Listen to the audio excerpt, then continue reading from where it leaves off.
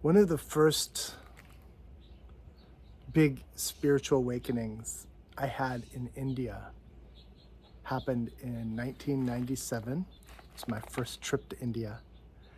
And we were visiting the city of Nasik. And the people in Nasik that we were doing the workshop for, I was there as a teacher.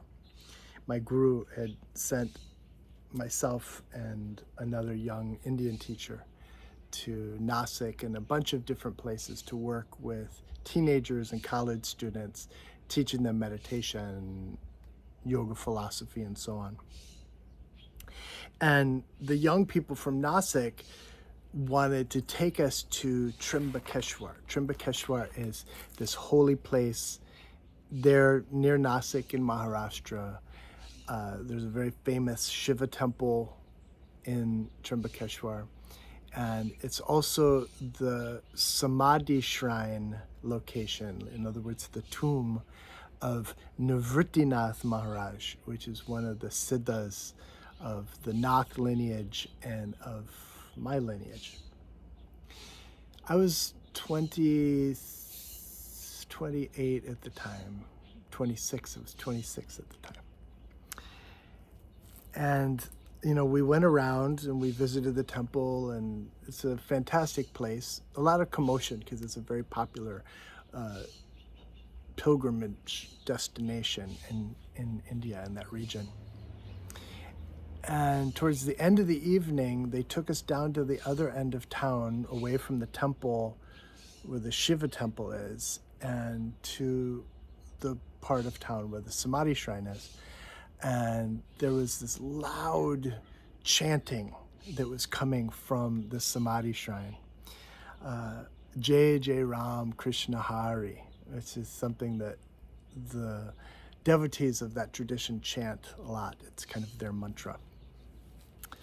And we followed the sound of the loudspeaker in, and there were all of these warkaris, devotees from that tradition, that were singing and dancing and playing these giant brass cymbals all in unison and singing hymns from their tradition. And we went into the samadhi, and there's a bust of Nrvrttinath there, and we bowed to it and kind of connected to his Shakti. But it was a lot of commotion. It was a lot of sound. And all the people that were hosting us were all around. They were mostly like teenagers that had been there so many times. It wasn't so special to them. This is my first time.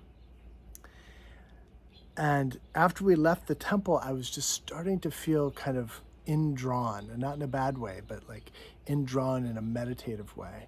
And so I remember I just slowed my pace of walking and let all of those kids and my teaching partner and other people kind of go off ahead, and I was walking by myself, and the sun had set. It was nighttime, and in those days Trymbakeshwar was still a pretty simple village. And I remember there were houses that had probably oil lamps, but some kind of fire lamps inside, and sometimes cooking fires inside. And otherwise, there wasn't a lot of light around. And as I walked, something unfolded in my experience that to this day, I still can't completely describe. But it was extraordinary. It was like any heaviness, any stuckness in me was just gone. It was like my inner being was just so open and so free, but at the same time so grounded and so still. I felt ancient. I felt my ancient consciousness looking out through my eyes as I walked through what felt like an ancient surrounding. And I felt touched. I felt like Nrvritti, that master from the lineage, had recognized the pilgrimage that I had made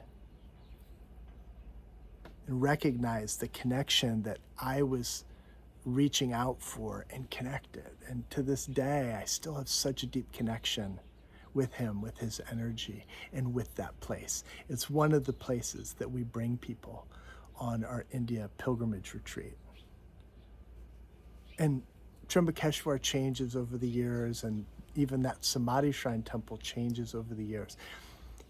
But what doesn't change is that experience and that transmission that comes through these ancient lineages when we show up with our sincerity and our readiness to experience the sweetness of that connection. I have lots of other experiences that happened lots of other times, but that was the first one, and I wanted to share it with you.